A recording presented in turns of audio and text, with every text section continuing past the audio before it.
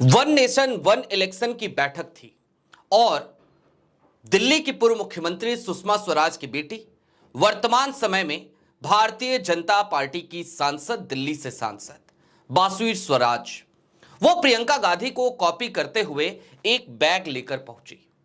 आपके स्क्रीन पर उनकी तस्वीरें हैं। साथ ही साथ एक खबर भी अपनी स्क्रीन पर देख लीजिए। जी हां, बासुई स्वराज ने कांग्रेस पर हमला किया और यह कहा कि पहली बार देश के चौथे स्तंभ यानी कि मीडिया में भ्रष्टाचार हुआ है।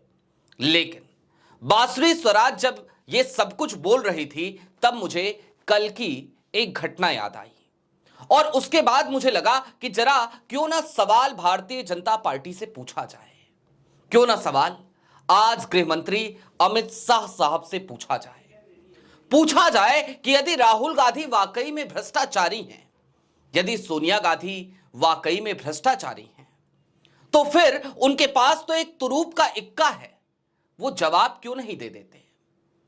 बार बार क्यों एक मुद्दे को जिंदा रखने के लिए उसे च्युइंगम की तरह खींचा जाता है? और आखिरकार राहुल गांधी को जब नेस्तनाबूद करने के लिए सिर्फ अमित शाह साहब को एक रिपोर्ट सौंपनी है, तो वो रिपोर्ट क्यों नहीं सौंप दी जाती? एक ऐसी रिपोर्ट जिसके बाद ना तो राहुल गांधी सांसद बचेंगे और ना ही भारत के नागरिक। आप समझ गए होंगे, वही मुद्दा राहुल की नागरिकता से जुड़ा हुआ। आज के इस वीडियो में नेशनल हेराल्ड की भी बात करेंगे और राहुल गांधी की नागरिकता के मुद्दे पर भी चल रही क्रोनोलॉजी की गुत्थियों को सुलझाने की कोशिश करेंगे और फिर वीडियो के अंत तक आप खुद कहेंगे, गजब की हिपोक्रेसी है भैया। नमस्कार, मैं स्वप्निल। आप मुद्दा देख रहे हैं ये तो नहीं कह सकता, लेकिन मेरे इस निजी प्लेटफॉर्म पर आपका स्वागत है। 2 साल तक मुद्दा लगातार निष्पक्ष पत्रकारिता करता रहा और कल की तारीख में मुद्दा पर एक बार फिर एक स्ट्राइक आई। 1 सप्ताह के लिए मुद्दा के जरिए मैं आपसे नहीं जुड़ सकता, संवाद नहीं कर सकता। तेजी से ग्रो हो रहा था मुद्दा, उसी बीच में यह झटका। खैर, आदत हो चली है, क्योंकि हमें पता है कि जब सत्ता से सवाल होते हैं तो वो सवाल चुभते हैं और जब चुभते हैं तो एक बड़ा तंत्र है जो मल्टीपल रिपोर्टिंग करा के हमारे पास स्ट्राइक्स भेजता है। तो हमें इससे डर नहीं लगता। हम आप साथियों के भरोसे हमेशा मैदान में डटे रहे हैं, डटे रहेंगे, सवाल करते रहे हैं, सवाल करते रहेंगे। और एक बात और कह देना चाहता हूं, ऐसी अड़चनें जितनी आएंगी, हमारी आवाज की तलखी उतनी ही बढ़ेगी, हमारे सवालों की धार उतनी ही पैनी होती जाएगी, हम दोगुनी ताकत से बोलने लगेंगे। लेकिन आप साथियों की जरूरत है ऐसे मुश्किल हालात में। मुद्दा पे लगातार आपसे बीते कुछ दिनों से अपील कर रहा था, आज फिर करूंगा। बैंक अकाउंट्स तो फ्रिज चल ही रहे और ऐसे में अब चैनल पे स्ट्राइक का भी मसला, और इसलिए आपकी भी जिम्मेदारी बनती है कि यदि आप सक्षम हो और यदि आप चाहें तो छोटी छोटी मदद जरूर कीजिए मुद्दा की। मुद्दा 1 सप्ताह के भीतर लौट आएगा और जब तक मुद्दा नहीं लौटता तब तक यहां पे मुझसे जुड़े रहिए।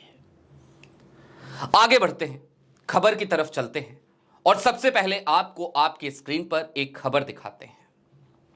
यही है वो खबर, कल की तारीख की खबर। आपने सुन ली होगी, लेकिन अब इस खबर को जरा बारीकी से समझने की जरूरत है। राहुल गांधी भारत के नागरिक हैं या नहीं है, यह एक यक्ष प्रश्न बनाकर रख दिया गया है। और यह मुद्दा कोई आज का कल का नहीं है, पुराना मुद्दा है, लंबे समय से चल रहा है। राहुल गांधी अमेठी से चुनाव लड़ने पहुंचे 2019 में, तब भी चुनाव आयोग के पास एक याचिका दे दी गई कि राहुल गांधी भारत के नागरिक नहीं है, लिहाजा उन्हें चुनाव लड़ने की इजाजत नहीं मिलनी चाहिए। उस वक्त पे भी आयोग ने उस याचिका को ठुकरा दिया था और कहा था नहीं, यह हिपोक्रेसी है, हम राहुल को चुनाव लड़ने की इजाजत देते हैं। लेकिन कल की तारीख में जो कुछ हुआ और बीते कुछ दिनों से जो कुछ हो रहा है, उससे तो पोल पट्टी किसी और की नहीं खुलती, सीधे भारतीय जनता पार्टी की खुलती है। सीधे देश की सत्ता की खुलती है और सवाल खड़े होते हैं गृह मंत्रालय पे, केंद्रीय गृह मंत्री अमित शाह साहब पे।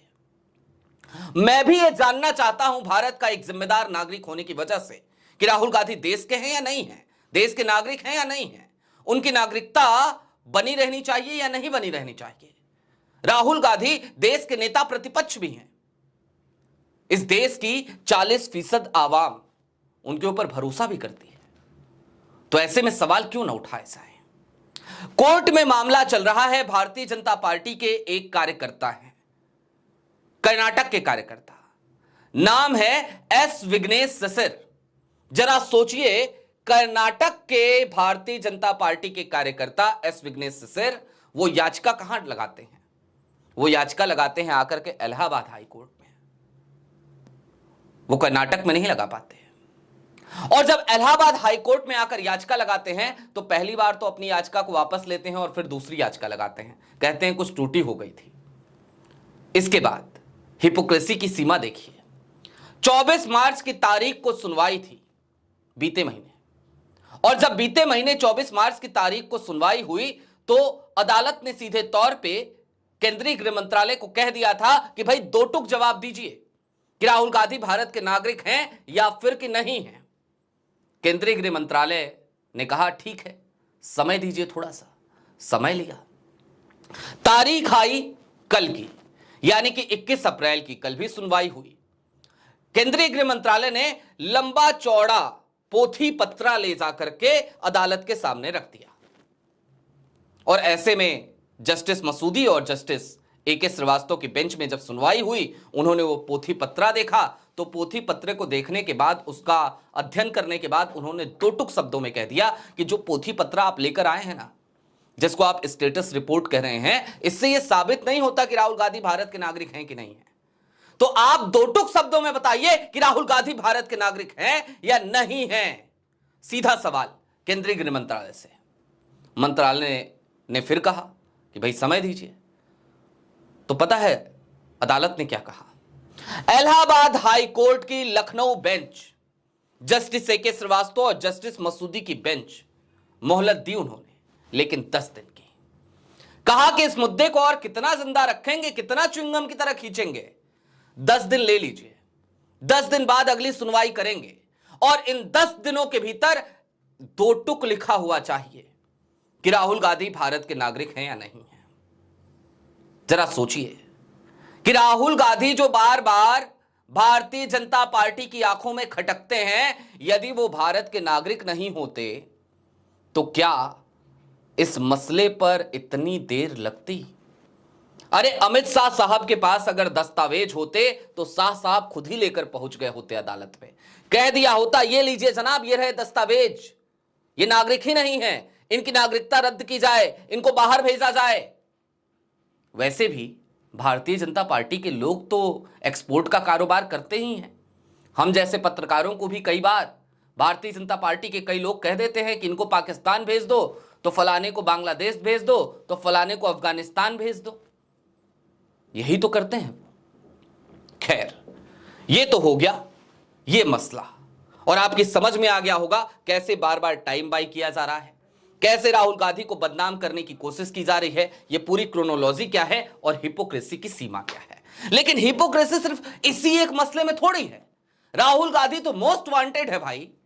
ना जाने कितने ही मामले चल रहे हैं। वीर सावरकर मानहानि मामला पुणे की अदालत में भी चल रहा है, तो लखनऊ की अदालत में भी चल रहा है।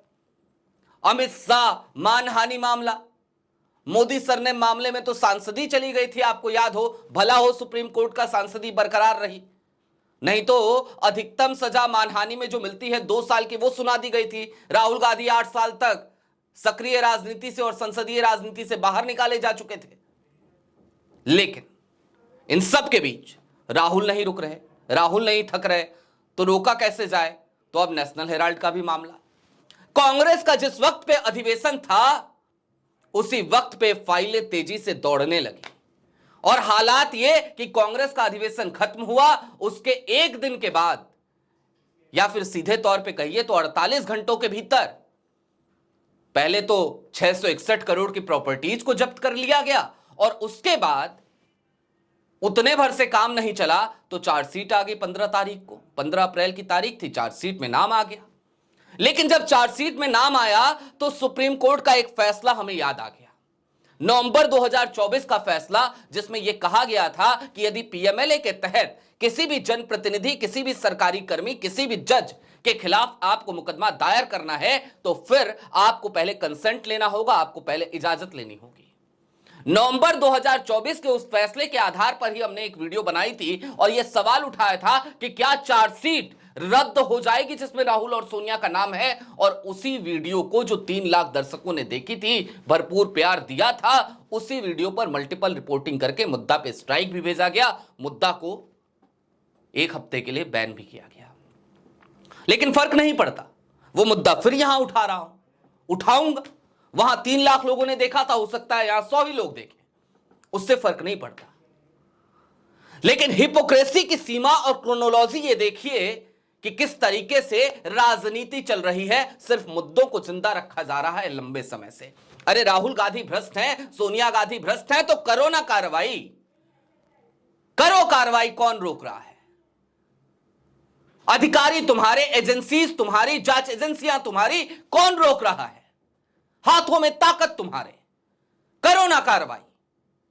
लेकिन नहीं, कार्रवाई नहीं करोगे, कंट्रोवर्सीज को जिंदा रखोगे और उन्हीं कंट्रोवर्सीज के आधार पर राजनीति के क्रूर चेहरे को दिखाओगे। और क्रूर भी थोड़ा सभ्य शब्द है, भद्दे चेहरे को दिखाओगे क्या? क्योंकि चल तो वही रहा है।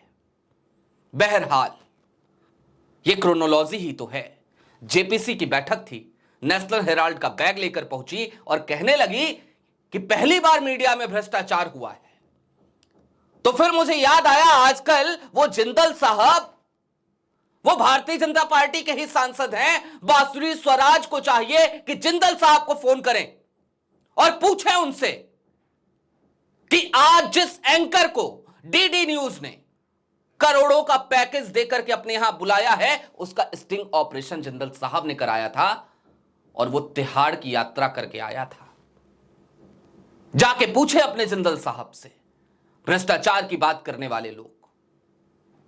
लेकिन दोस्तों, इतना तो तय है कि बांसुरी ने जब आज कहा तो फिर गोदी मीडिया के भीतर बैठे हुए उन तमाम चेहरे हुए और उन तमाम चेहरों की बड़ी कोठियां, बड़ी लग्जरी गाड़ियां, सब मेरी आंखों के सामने से घूमते हुए चले गए।